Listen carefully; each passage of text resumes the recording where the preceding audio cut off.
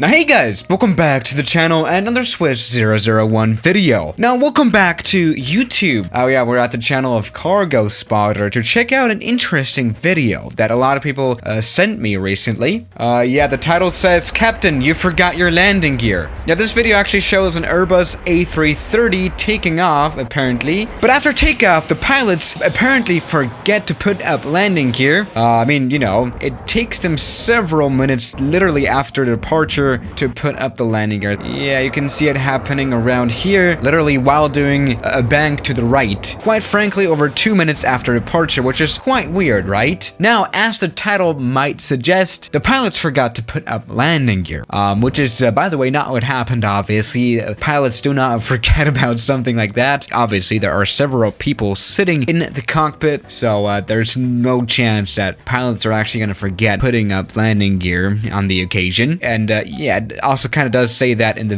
ratings here as well. Maybe the title is a little bit clickbaity. I don't know. Still a great video though, definitely. And obviously, as you can tell, it's quite a viral one as well. So let's just, you know, break this one down a little bit. Did the pilots of this A330 have a reason to leave the landing gear? And by the way, of course they had, because otherwise they wouldn't have done it. Obviously, this was intentional. So let's just experiment around a little bit here in the flight simulator. And there's definitely no better place to do that than at the Edwards Air Force Base here in California. It has a pretty long runway, and we'll need that runway length.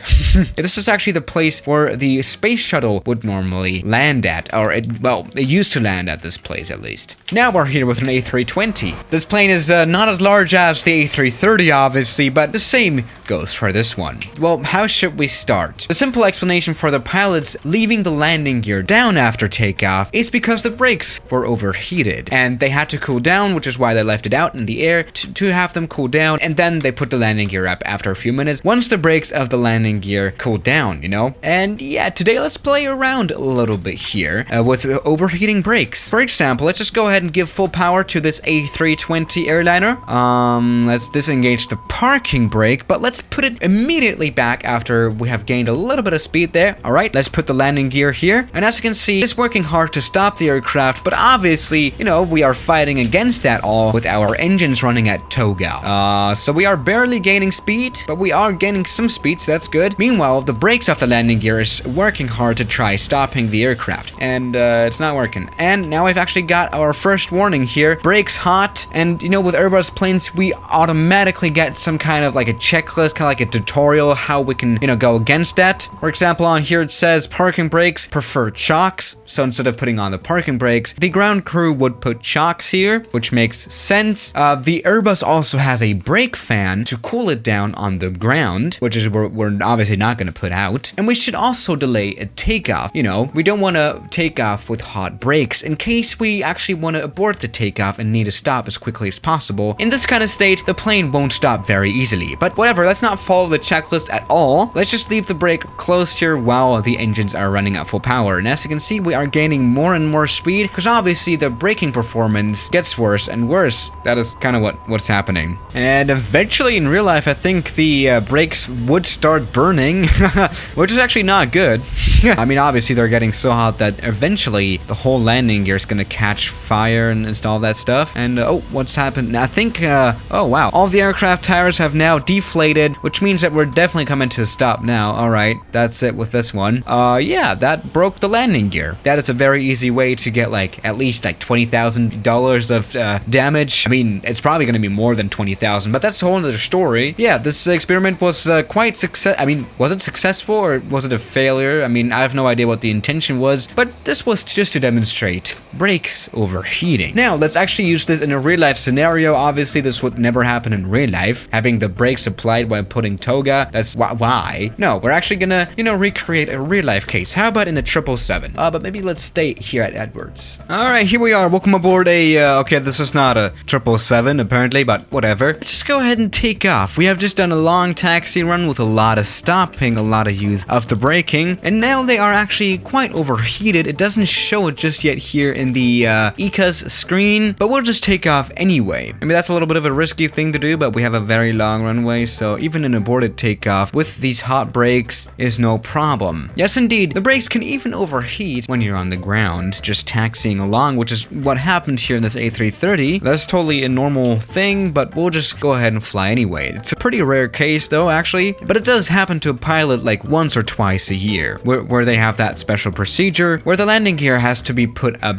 like a few minutes just after takeoff. All right, there we go. 120 knots, and we can go ahead and rotate. Already things are looking good, and we have positive rate. Landing gear, it stays down. It does actually do that. Just to cool down. We don't want that hot landing gear inside of our aircraft. We just want to wait to cool that down. I mean, there has been accidents where the landing gear was too hot, or even it caught fire on the takeoff and was put in too early, and that caused a fire inside of the aircraft itself. I think that actually did also happen in a Swiss aircraft back in the 1960s or something, as far as I remember, but that doesn't matter. We have actually taken off. It's been a few minutes there, and we can go ahead and put the landing gear in. Perfect. That was a totally normal takeoff. It does look a little weird to see an aircraft just climb like this with the landing gear still out, right? Yeah, it does look pretty unnatural. Again, this is not that much of a common case, is it? Now, of course, we're going to experiment in a landing as well. Let's go ahead and land a 737 somewhere. That one has a pretty,